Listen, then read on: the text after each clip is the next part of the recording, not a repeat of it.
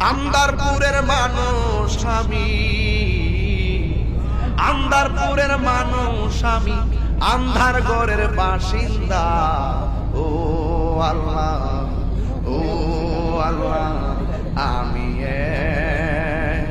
পাপিষ্ট বান্দা।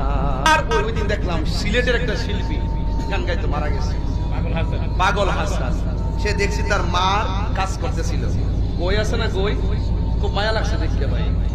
গই আছে না, লাঠির মধ্যে স্টিকের মধ্যে গই দিয়ে বসে, ওর আম্মার গইগুলা বসে বসে দিতেছে এই ছেলেটা।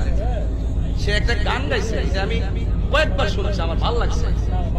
আন্দারপুরের মানুষ আমি, আন্দারপুরের মানুষ আমি, আন্ধার ঘরের বাসিন্দা। ও আল্লাহ, ও আল্লাহ, আমি